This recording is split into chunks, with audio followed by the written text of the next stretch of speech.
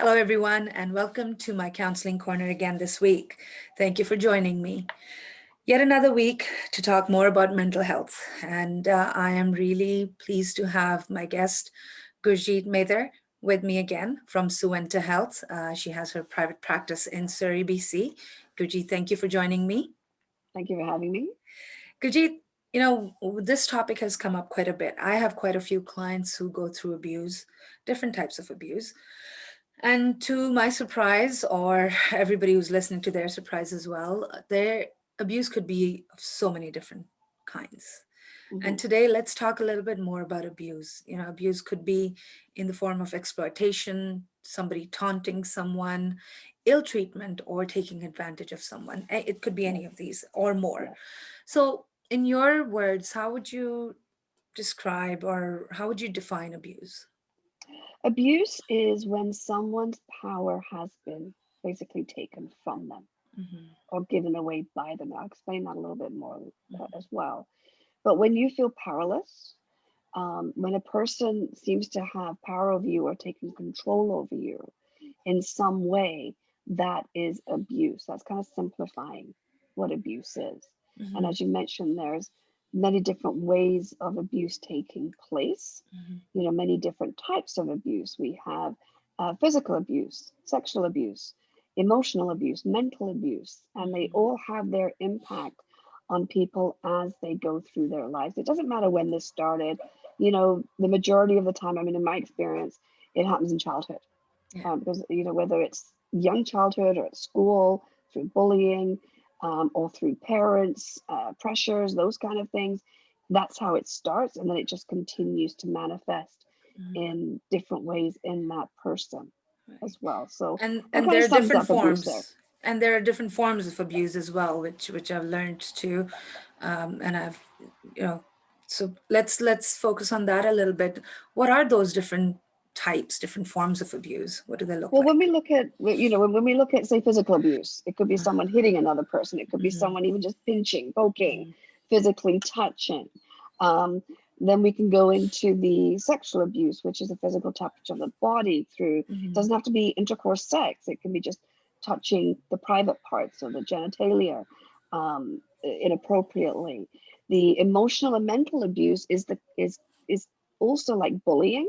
Hmm. It's the constant put down of someone. It's the constant, you're not good enough, or the teasing that continues. And it can be as simple as, an example I used in our last video was, when you have a child who's not getting very good grades and the parents really go hard on them, you should Hmm. be getting A's. What's wrong with you? And they've probably done the hardest they can. Yeah. It could be take a child who's in dance class, for example, and the kids or even the other kids' parents start Hmm. making comments about them, trying to make them feel like they're not good enough.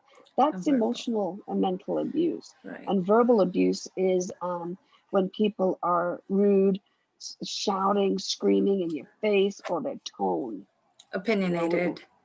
very More opinionated, but opinionated. it's the Hmm. tone they use. It's a Hmm. condescending tone that Hmm. is used with other people. Passive aggressiveness can Judgmental. be seen. Yes, Right. exactly. There's a Right. lot of stuff like that. So Hmm. it's very much, all of it is very much judgmental. And that's something that I've been noticing,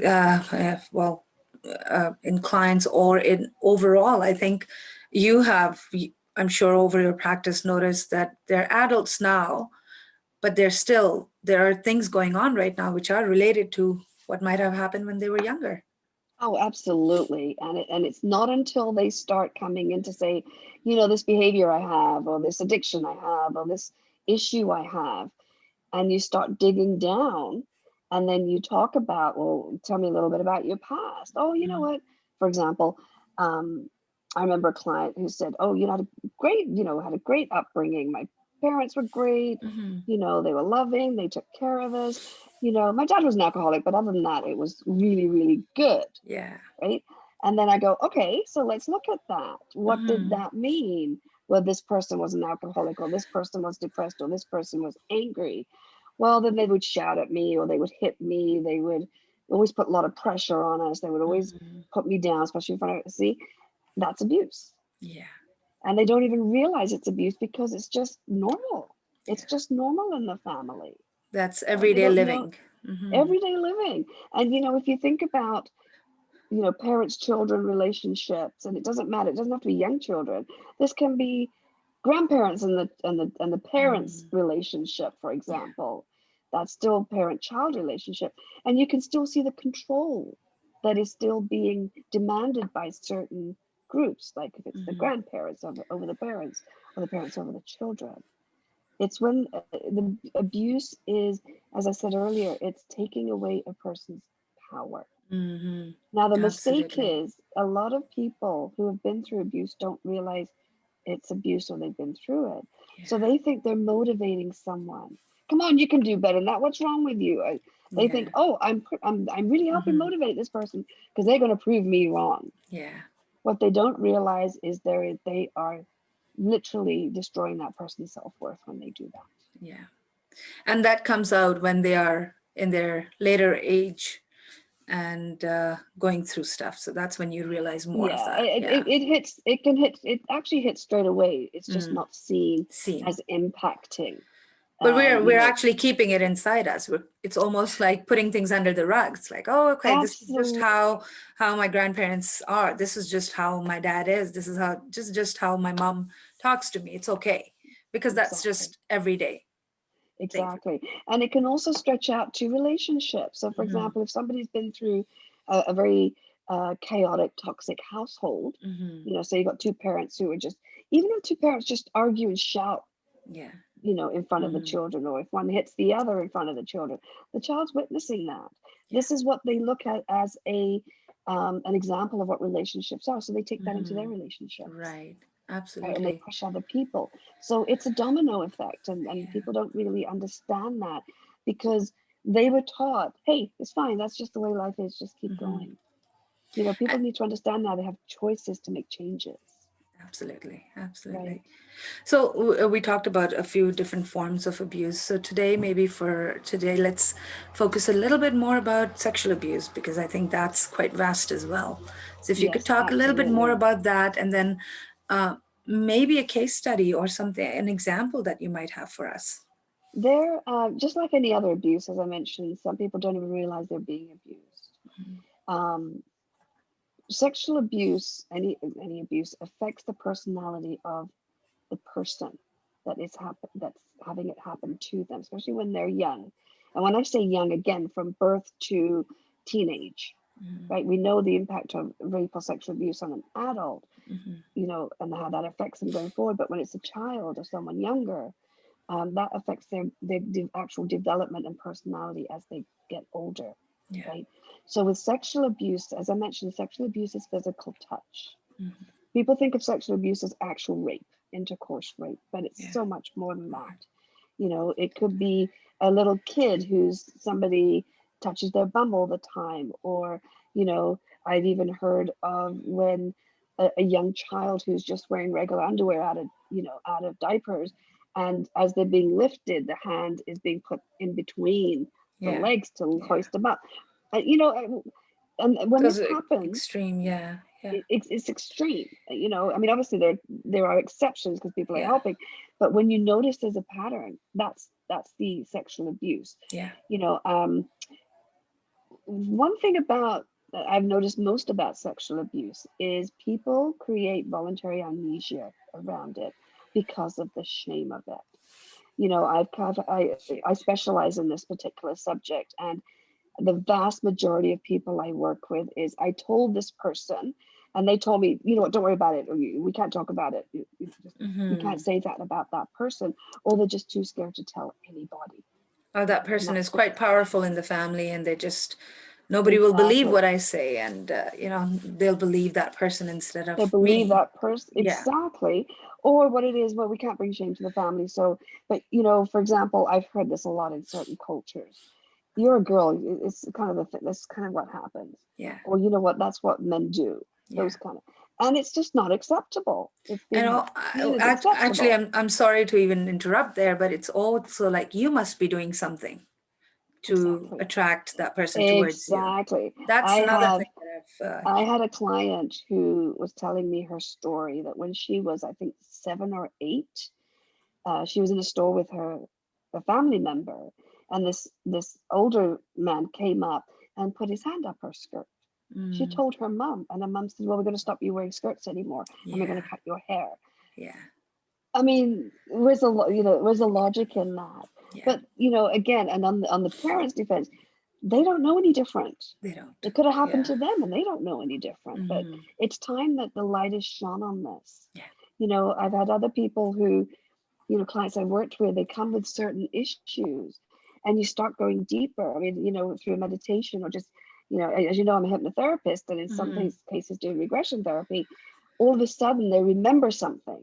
Mm. All of a sudden, oh, wait a minute, this person's coming up. I had a very recent example with a client who, she was going through a lot of issues, and we thought it was around a certain aspect of something that happened to her in late teens. But Mm. then we really found out, and Mm. this is not me guiding, suggesting, this is them coming forward with it, Right. is she found out that much, much earlier in life, she was being molested by a family member. Mm. She had no recollection of it at all. But all of a sudden, all the pieces of the puzzle got put together, and it's like, now we got the answers to these behavioral patterns that she was struggling with. It's the root. As soon as It's you the hit the root, root, exactly, you really know exactly what the plant looks like, because if there's a exactly, bit of its root is corrupted almost, then the plant's not going to grow really, really well. exactly. So There's that's no huge. foundation Yeah, there, there's no right? foundation there. And if you've got someone in an environment where this is unfortunately considered quote unquote normal, they're not Mm. going to know any different Yeah. until they get out in the big world and people say, well, no, that's not right. Yeah. That's not right.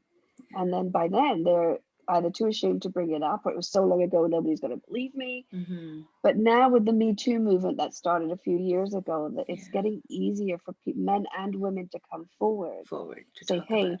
this happened to me and this is not acceptable. Mm-hmm. And like I said, it's prevalent in every culture, every religion, at every socioeconomic level. So it's not like, oh, we're rich and famous, it doesn't happen. It happens Right. everywhere. Yeah. So Can you we can't deny it. can we talk? I know we talked a little bit about survivors and being a child and getting. Can we talk a little bit about teenage sexual abuse?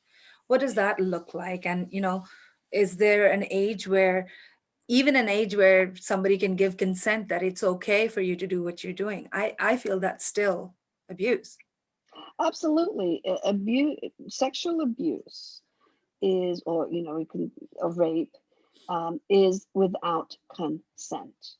Now, however, having said that, yes, teenagers, young children, um, they sometimes don't know. I mean, not every teenager is mature.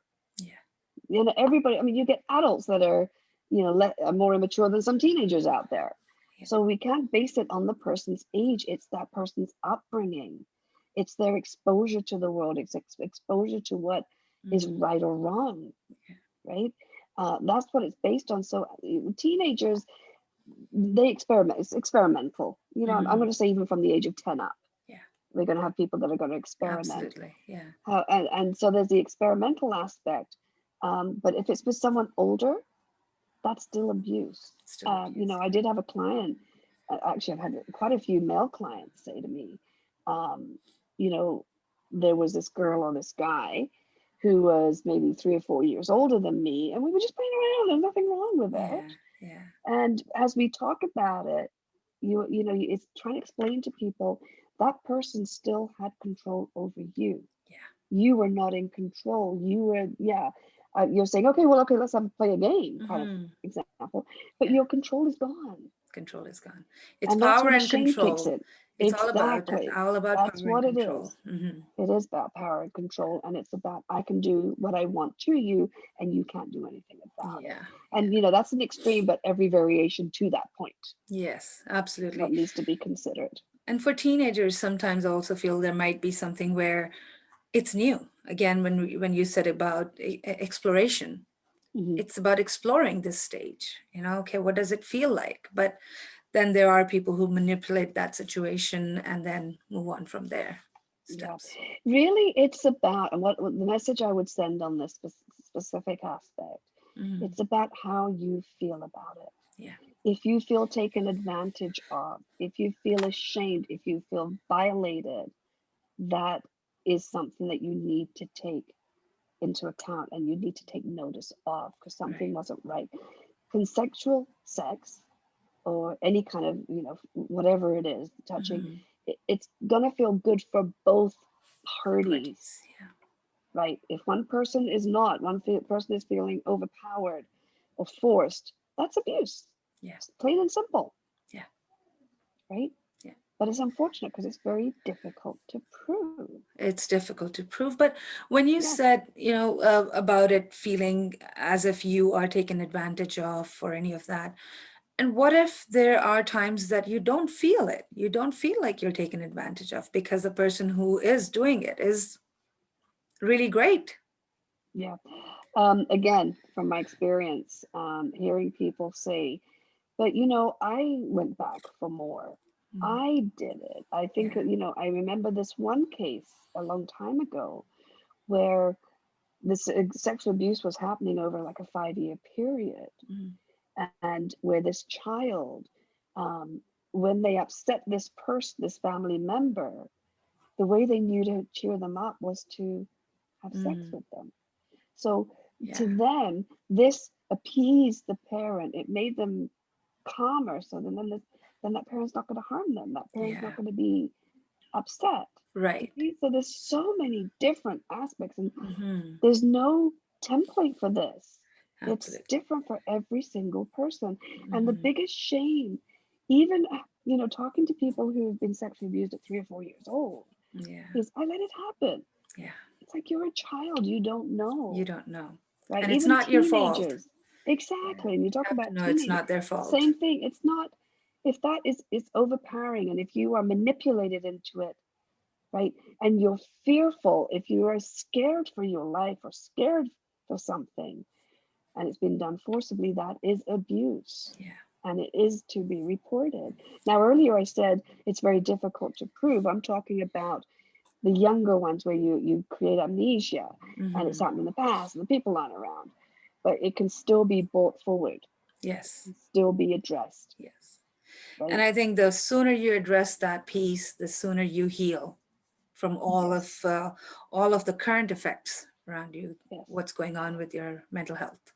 Yeah, and one Mm-hmm. thing I want to mention here, especially about childhood sexual abuse, Mm-hmm. is as what it does, it some of the what's the word I'm thinking of? Some of the um um some of the symptoms, that's it, sorry about that. Some That's of the okay. symptoms, one of the Mm-hmm. symptoms that comes out of early childhood sexual abuse can be, not always, but can be promiscuity. Mm-hmm. And what I come across with a lot of people is not just the shame of what happened to them, but then they experiment with Okay. people around them People around or them. other children. Mm-hmm. And that's where the biggest shame is. Mm-hmm. And that's where we've got to go. They got to need the help from a therapist to help work through it, work through the pain, work through the forgiveness of Mm-hmm. themselves, and really understand, yes, maybe what they did, they didn't like what they did, but again, we got to look at that root, what Yeah. started it, so Yeah. they can Yeah. forgive themselves and move forward, right? This is such a powerful topic to speak It's a about. deep, deep It's a deep subject. topic. It really is. I think We could as go on for hours about it, we but definitely can, but yeah, not on the channel. But I that's encourage right. everybody to ask us questions if they have any questions regarding this, Yeah, or if they feel somebody is going through this, for them to contact us or anybody they know, they trust, but speak to somebody about it, yeah. because what you're And going through right now might be an effect of what you went through when you were growing up. exactly. Mhm. And one thing I want to add is, you know, it's scary to think about bringing this into the open based on your culture, based on your background and your Mhm. upbringing. But this is where you really want to look at taking that risk and then talking to someone, again, as you said, you trust, Yeah. and a professional, can help you work through it and then determine what steps you're going to take to Yeah. get closure on it as well. But Yeah. do not be, and my message to anyone who may think they've been abused, sexually or otherwise, is do not be afraid to speak up, Mhm. right? Of course, make sure you're physically safe and you Yeah. have safe and you're going to someone you trust. But if it's going against a culture, if it's going against a tradition, break the cycle. Be willing to break that cycle. Break that cycle, yes. Right? And that's what people started doing with for example, the Me Too movement as well. Yeah. And you know, at times it's not, speaking up doesn't mean that you have to go out in public and say it. It's just finding help, finding somebody to talk to about this, and actually starting your healing process where you can be healed. Speaking up is not keeping it inside yourself, but actually talking about it. I think that would be important, because the big part of this is, and I keep repeating it, as easy as it may sound, and I know it's difficult, but it is not your fault. At the time, what was going on is not your fault. And you know what, 99.99% of the time, when you dig down deeper and deeper, the root cause was not their fault. Yeah. And then once the person understands that, then they can start working through, excuse me, the shame. Yes. And forgiving themselves. Yes. This was fantastic. Thank you so much, Gurjit. This, I think, helped a lot, and I hope this helps a lot of people know a little bit more about abuse, and especially sexual abuse, the topic that we picked up. So looking forward to our next one next week, and we'll have more, we'll discuss a little bit more about trauma. Okay. And I think if you agree, and you do, about trauma coming from abuse as well. Abuse also very much connected, very much related. Yeah. You know, they go hand in hand. Yes, absolutely. Right, because trauma, we'll talk about it next week. Yes. But the trauma is when you feel like your survival is at risk. Again, different forms of trauma, what it feels like. So we'll talk more. Exactly. Thank you so much, Gurjit, for today. Thank you for having me again. We'll see you again soon. Okay, bye-bye. Bye-bye.